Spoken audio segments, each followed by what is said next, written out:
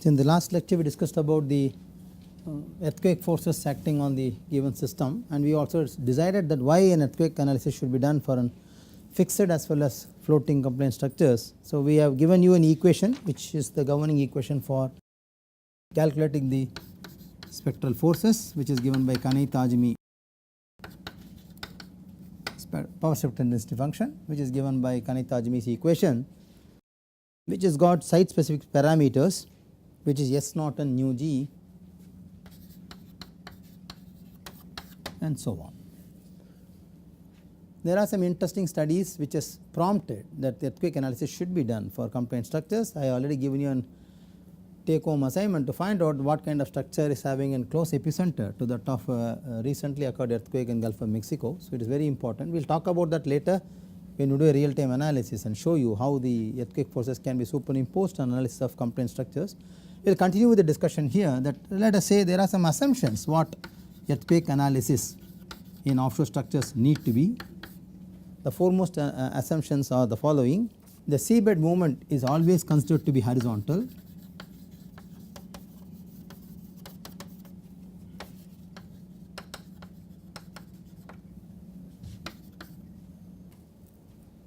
The seabed movement or the earthquake forces do not alter ocean topography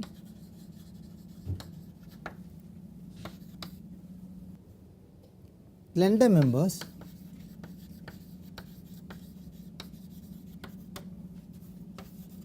do not produce secondary vibrations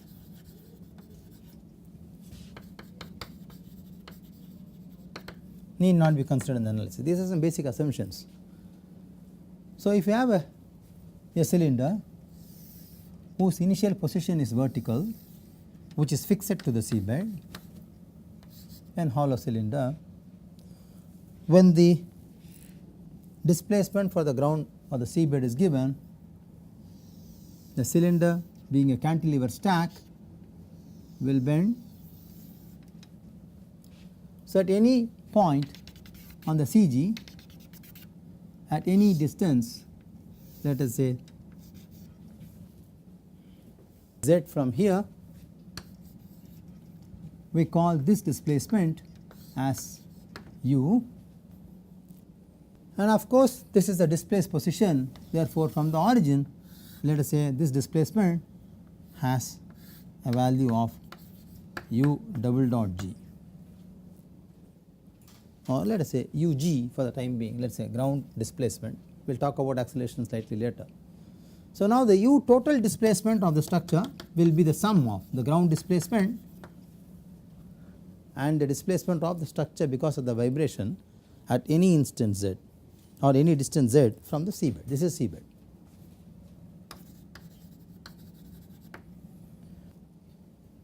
Now interestingly, let us look at some terminologies. Let us say Ku, let us say Cu dot.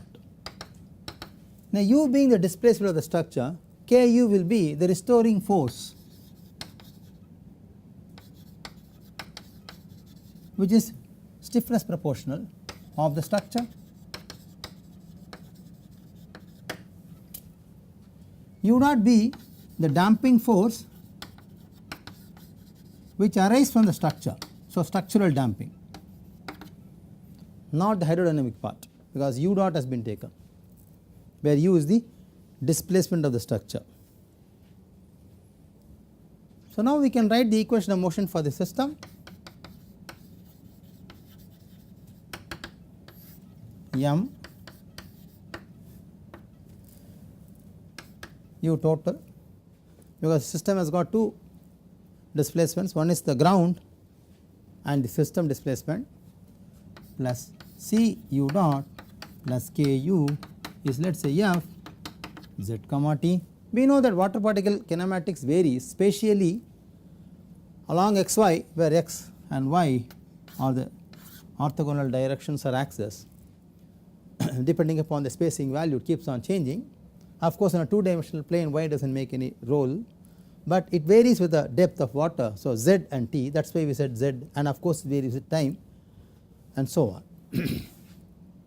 Please note that the damping and the stiffness terms are associated only with the structural velocity and structural displacement, not with the total of the ground. It has nothing to do with the ground at all, because I am analyzing the structure after the structure is displaced. Okay, so that is why it is. But whereas in the case of u double dot, you must include the ground acceleration. If you do not include that, then it is as good as analyzing a structure without the ground displacement at all.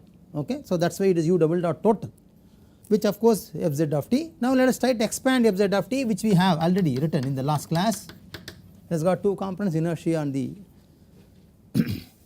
drag components. So which I can write here as Cm v dot minus u double dot t, there is the inertia component with the relative acceleration, because v dot is acceleration water particle, plus the pressure variation, which is Ca v dot. Ca is rho a, we already said in the last lecture, plus linearization of the drag, which is given by Cd 8 by pi sigma r. I put sigma r, I will explain what sigma r is, v minus u dot t.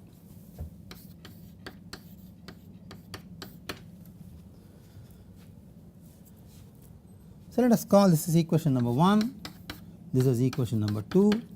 R actually is related to, okay, is related to the differential velocity, that is r v minus u dot of t. Now it is very interesting for us to ask a question that I do not know in u dot of t or in u of t. For example, I have got two components, one is the ground displacement, other is the displacement of the structure. Initially you know displacement of the structure will be 0, because the structure does not get displaced in the initial part. So when you put 0 here, it is not differentiable, therefore you will not get u double dot u dot t at all in your equation. So you will not be able to find sigma r. So it is very interesting that one must start the iteration with sigma r being approximately equal to sigma v, which was the term what we explained in the last lecture. Okay, it is only related to water particle variations, nothing to do with the relative value. To start with, you do, one may ask a question how the whole scheme of iteration is set in here. The scheme of iteration is coming into play here, because look at the equation of motion. The solution of this equation of motion should land up in actually u. You may say, sir, where u is available, where u double dot is there. U double dot is there as a part of this part, u double dot g is known to me. Therefore in the whole equation, if you solve, you will get the displacement of the solution for this problem. Even now, unfortunately, if you do not know the displacement of this problem, you cannot actually solve this equation. So there is a coupling between the equation itself to solve, 1. 2, if you do not know the displacement or the value, you will not be able to find the relative velocity term in fz of t. If it is fixed as we have shown here, no problem, but if it is compliant, then I have to have a relative velocity term also, which will not be available to me when u or u dot or u double dot is not known to me. Therefore there is a strong coupling between the right hand side motion of the equation of motion and left hand side of the equation of motion, which has dependency on one variable, which is displacement of the system, which is not known to me. Okay, therefore in such situations people go for numeric integration. We will explain the scheme later. Let us understand that there is iteration necessary to solve this problem. Okay, once I say iteration necessary, I have to have an initial value. I say that sigma r can be as same as sigma v, because sigma v is known to me. You know, for a given water particle sea state or water particle or the location of the platform, for a given series of sea waves or earthquake waves, I must be able to get the variance or standard deviation of the velocity. Okay, so this is known to me. So to start with, I will say sigma r in that equation is as same as sigma v, but sincerely speaking, sigma r should be the value related to v minus u dot of t. Okay, that is what it is. Now once we understand this, let us rewrite this equation substituting them back. Let us say m u double dot plus c v dot, sorry, u dot plus k u is c m v dot u double dot t plus CA V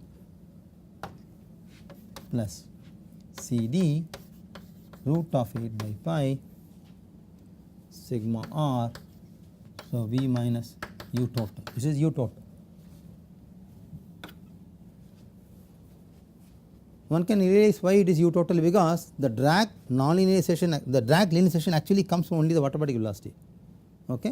If you look at the original equation, it has nothing to do with the dependency of the velocity of the system. Okay?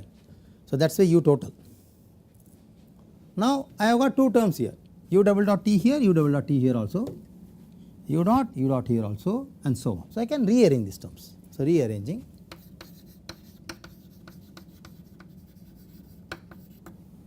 m plus Cm of u double dot, because I am substituting u total as ug plus u in this equation wherever I got total. Okay?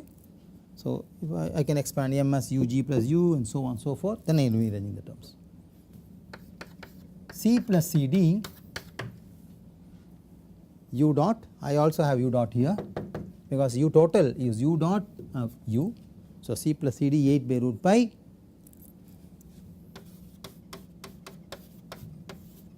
sigma, okay, sigma r u dot,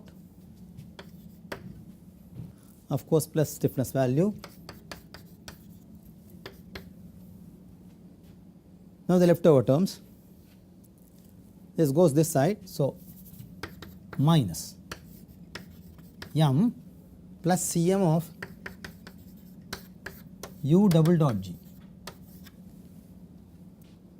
There is a u double dot t here, which is sum of u double dot g plus u double dot. I have taken this u double dot already here. Okay, so u double dot g is remaining here, I bring m here back. Okay, that is a classical way of writing equation of motion when system subject to earthquake forces. You must get a negative sign here. Of course, the other term, because there is u total here, there is linearization happening here. So I should say CD 8 by pi sigma r. I put sigma r or sigma v, does not matter because the initial iteration is going to be same. Sigma r u dot of g, because I get u dot here, sum of these two, so u dot of g plus the pressure value, that is Cm plus Ca of v dot, this term, this term here and this term here, v dot. There is one v term here which is drag linearization, which is plus CD root 8 by pi sigma r v. I will call this as equation number 3a, and rearranging is 3b.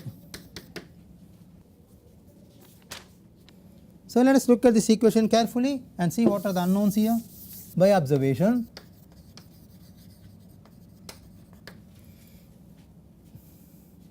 Observing equation 3b or 3a, the one and the same, I just rearrange them. Known values are the system mass, of course CD Cm, u double dot g. For a given site specific, it is known to me. Sigma r, r sigma v is known to me. Ca. The one which you do not know this equation is the displacement, which you can now solve. So the equation of motion 3b is solved for displacement.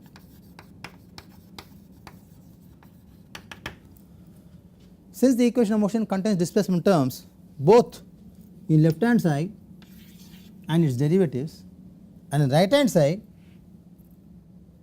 and so on, okay, there is a relative term here. The term actually is a difference of this, so there is a term available here. Since the displacement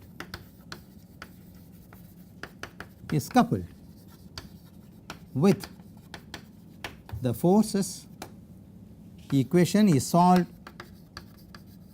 by iteration schemes.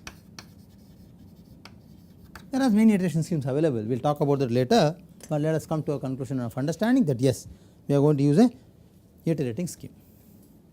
So, this ends the discussion of how to compute or how to, let us say, impose the earthquake forces in a given system if it is relatively compliant or fixed. As we all understand, if it is fixed, this will be practically 0. Okay? So, it is one and the same actually. All these terms will become 0 because there is no movement of the system in terms of relative motion with respect to the water particle kinematics. So, the system motion will be there, but that will be insignificant. Therefore, still you have to solve, but that is not may not be predominantly important, whereas in a compliant system the relative water particle velocity becomes important, therefore, the system becomes iterative. Now, let us talk about other kind of platform, which is articulated towers.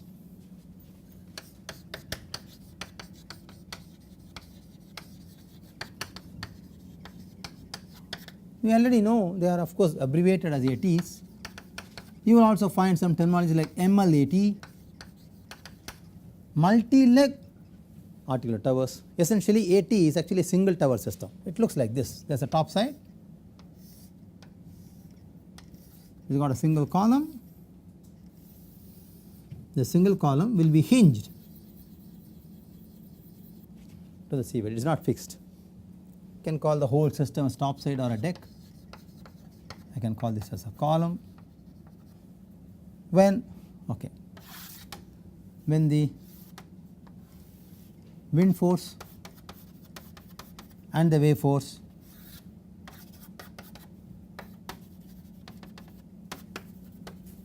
act on the system as lateral loading, the system naturally have a tendency to deflect or displace from the given position. Since it is hinged and the system design is inherent to bring it back to equilibrium, the system will have maybe a position or take a position like this, okay, and keep on oscillating like an inverted pendulum.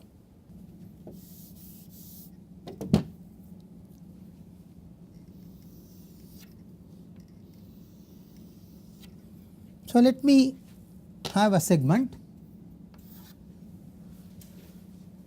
where the weight of that part is W and this node is a kth node. So, Wk, and let us say this is at an angle of theta, and let us say the segmental length of this k from the origin or from the hinged point is taken as Sk, that is segmental length of the kth node. Okay. Now, this distance in the given system is nothing but Sk sin theta, this is Sk. So, this is Sk cos theta, Sk sin theta, that is the horizontal value of the kth node from the original equilibrium position of the column. Okay. Now, let us say I naught be the mass moment of inertia of the given deck.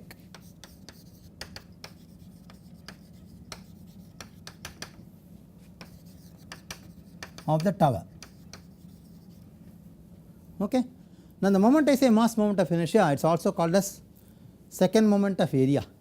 The moment I say second moment of area, I have to identify a node with which the moment is actually taken. Okay. So, I should say about the hinge point. Okay. So, about the hinge, I can always find out this. So, how can I do this? I can divide the column into segments, you can always find the second moment of area of those segments or finite elements with respect to this point, keep on summing them up, I will get I naught. It is very easy, okay. Geometrically I can calculate this.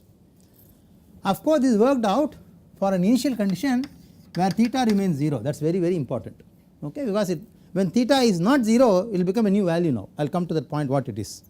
K is the rotational stiffness,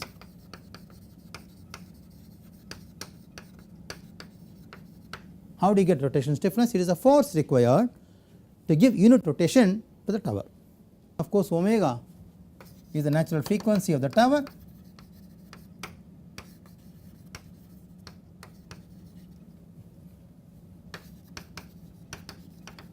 Of the arterial tower,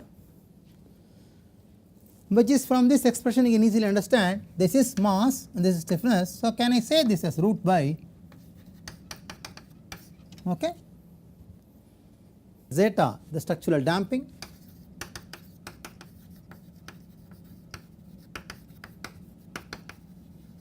of the tower, I naught, these are all let, these are all terms which is used in the derivation. Okay. I naught beta of t is the time varying mass moment of inertia. Now, one may ask me a question, how do you compute time varying mass moment of inertia? Why mass moment of inertia will be time varying? Now, we all agree that mass moment of inertia will be the sum of the second moment of area of the stem or the column and that of the deck area. Okay. It should be calculated generally when theta is 0. When theta is 0, the fixed positions of the stem or the tower in water and above water are known to me for calculation purposes. The moment theta is not 0, this will happen only when the time passes, when the wave hits the structure, when the time passes, theta will never stay 0. If it stays 0, it is identical design, okay, does not respond at all, it is good. That will happen only when it is fixed at the bottom. When it is hinged, for any small lateral action, we already know, we have studied in the first module that the restoration or restoring stiffness of the spring is designed in such a manner, the spring will always invoke a negative motion to the tower. So, the tower is brought back to normalcy, but unfortunate part is that it will not come back to normalcy, it will swing and after some time it will come back to normalcy like a pendulum, and that is the problem with ATs, we already said that. Okay. Though it is compliant in nature, is flexible, but this is undesirable because this movement is large enough.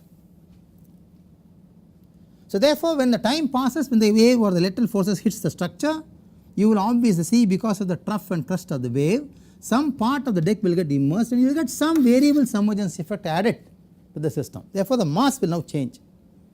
Once the mass changes, the second moment of area of that mass will also change about the theta. So, I say that call as beta t, and t refers to the time varying content of the mass moment of inertia. Okay. And obviously, this we can, even if you want, you can write when theta is not 0, okay, otherwise it is not going to be there. Similarly, when I talk about time varying mass moment of inertia, I must also talk about time varying stiffness. One may ask me a question, sir, how stiffness will vary with time? Stiffness is actually either BDQ by 12 or EI by L or AE by L, bending stiffness or axial stiffness. So, in this case it is changing because when the spring or the hinged joint is also altered, the hinged joint will have a rotational stiffness by its characteristic. This will be invoked like unwounding a spring. Okay, you have let us say you have a spring in the ballpoint pen, take out the spring, compress it, release it, it will bounce back. It means when the spring is unwounded, the spring will restore its capacity. So, that is an added time that will happen only when theta is not 0.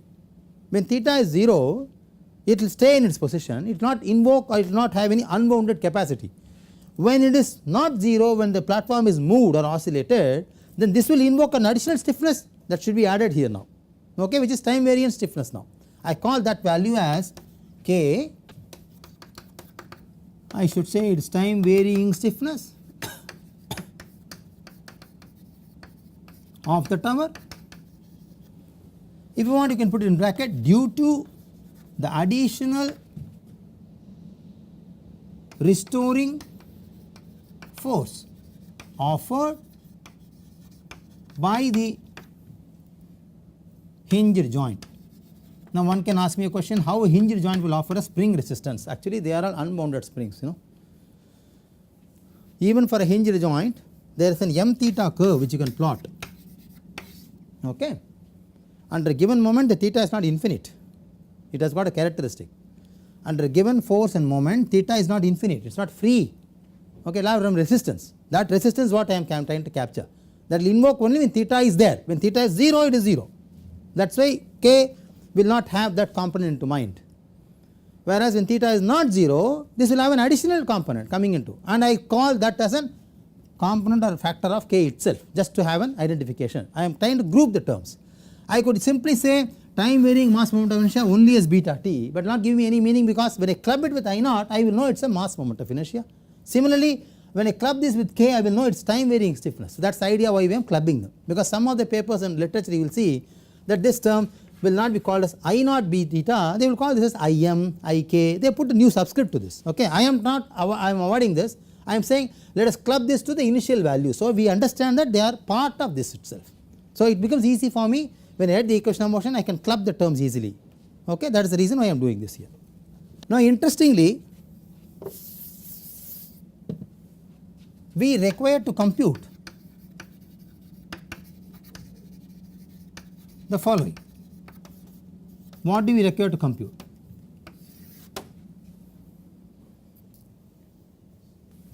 I naught beta t, I need to compute this naught, I also know I naught beta t k r of t, I need to compute this. Now let us see individual expressions for these variables and see how they are displacement dependent. All will be displacement dependent, we must know that. Okay, all will be displacement dependent. One can ask me a question, how mass moment of inertia is displacement dependent? It has got a component of the initial position of the system. Okay, so it will be displacement dependent. I will show you that. Of course, beta t we all agree it will be displacement dependent. Theta and displacement can be connected by this relationship. Okay, because if we call this as displacement of the kth segment from the equilibrium position, this is the function of theta, so it can be connected. K, of course we know it is going to be Ei by L. L is a component of displacement.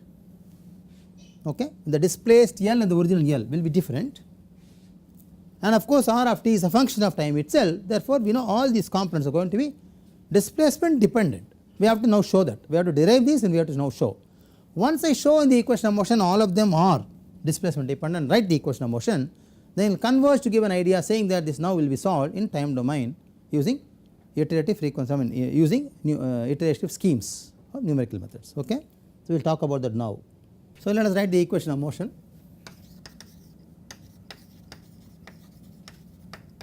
For the given system, combining all these terms, I should say the mass moment of inertia will have two terms, theta double.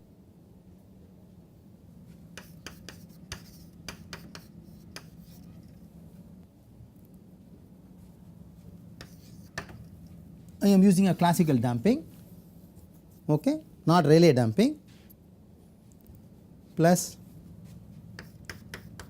k of 1 plus RT of theta should be equal to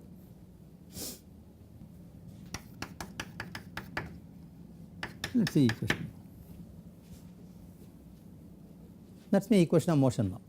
So I must try to find out all the terms I naught beta t, z of course an assumed value, it varies between 2 to 5% in a given steel system or 2 to 3% in a concrete system. Omega of course we know, if I know these two I can find out omega, just now we wrote an equation for omega. This is a variable to be solved, because if this is solved these are all known to me because they are derivative of time domain, k and r of t, which I have already indicated here. Okay, okay, so this is what I want. So I must now have an expression to fill up all these in the equation of motion. When I have all these in the equation of motion, I will put an integration scheme to this and try to find theta. The moment I know theta, if I prove that these variables are all functions of theta, I know all of them now. Okay, so that is what we are trying to do now. Let us talk about overturning moment. Okay, let us draw this figure.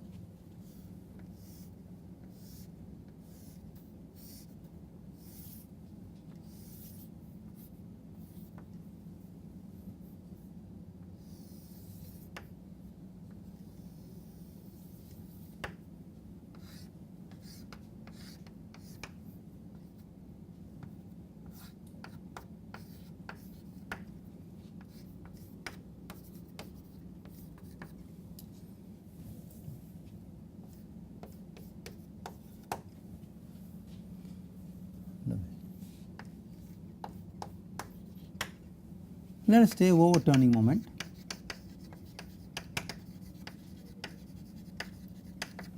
About the hinge. try to compute the overturning moment. The overturning moment actually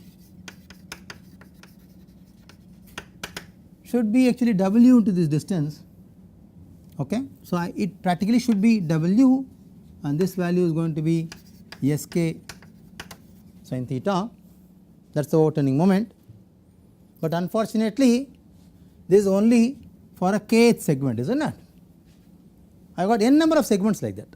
So, I must say for all the segments theta will not of course vary, because it is going to be an uni thing.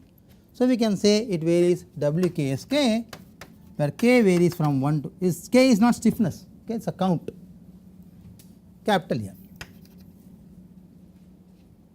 okay, where n is the number of segments.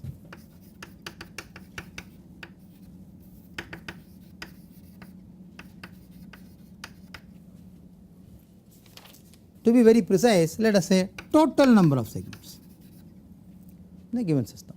I can divide them into any number of segments, the total number of segments will give me this. That is the overturning moment I have. So, total number of segments, this is the one which is causing the overturning. Now, restoring moment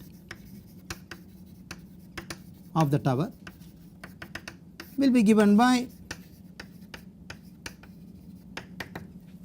let us say, rho Wg of volume of Sk, and I am looking for the restoring action. So, it is going to be the horizontal component of this. So, I must say rho W g sin theta k 1 to n Sk Vk, where equation 1, okay, equation 2, equation 3, where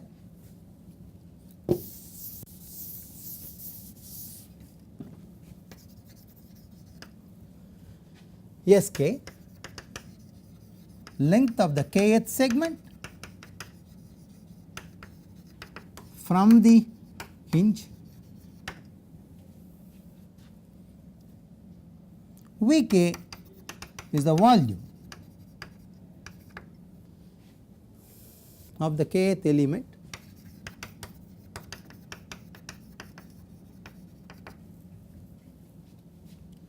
theta, of course, the degree of displacement in angular section.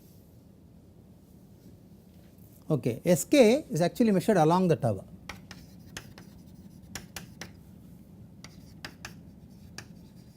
Okay, this is Sk measured along the tower.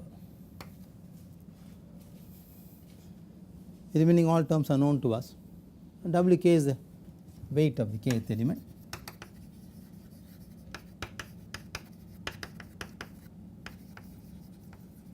In fact, we should say element, not segment. Let us say element.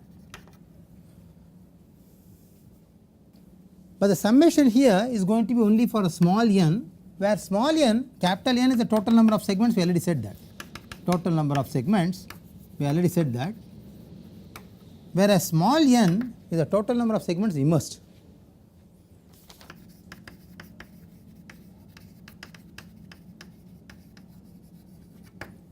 We are looking only the submerged elements. Now, the restoring moment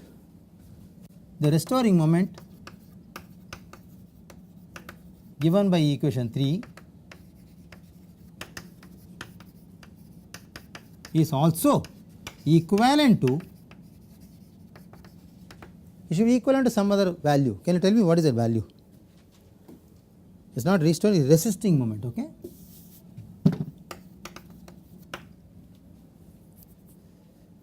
So, the resisting moment R of t should be the restoring moment minus overturning. Okay. This should also be practically equal to one term. Should it not be equal to stiffness of theta? Well, that is a restoring component in the whole system. Okay. So, let us equate this. So, I call this equation number 4. So, now rewriting 4, sin theta rho wg summation of k equals 1 to small n of vksk minus sin theta summation of k equals 1 to capital N wksk should be equal to k of k of 1 plus RT of theta, because there is k here also. I am writing a k in a different manner just to show that it is different. Now for very small rotations of theta, I call this equation number 5. For small rotations, we know that sin theta is set to theta itself, therefore these terms get cancelled out automatically. I can now find k from this equation. Just check.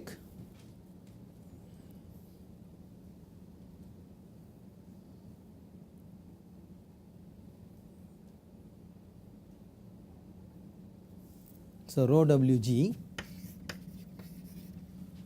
summation of k small k equal to 1 to n naught, I will come to this n naught later, vksk minus summation of k equals 1 to n wksk. Now this term has been taken away. So I should say n0 is the total number of segments in undisplaced position. If I say undisplaced position, R of t will be set to 0 automatically.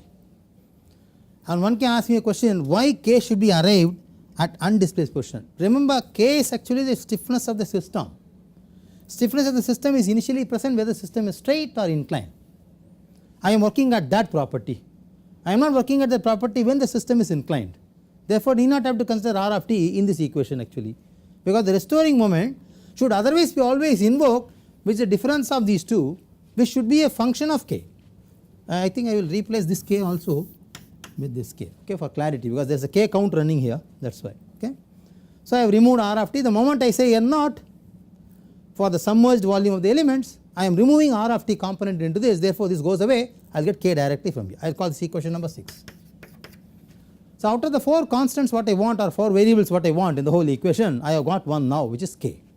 So similarly I will get I naught, beta t and R of t, and then substitute them and show all of them are function of displacement. You can see here in this case k will be again a function of displacement, because sk volume of submergence are all dependent on the displaced value. Okay. So k is again a function of displacement of the system. Okay. On the other hand, if the displacement is not there, k will be actually equal to the original stiffness of the system. Okay. So we will stop here, we will continue in the next class how we can work out the remaining terms of the given equation of motion. When we do that, we substitute them back again and show you that all of them will be displacement dependent, therefore we can go for an iterative scheme which is given by many methods are available. One of the classical method is Newmark's beta technique. We will talk about that later once we take down all the problems, try to understand all the equations formulations and show them that all of them are time dependent and one can be solved in the time domain, then we will work out the iteration scheme later.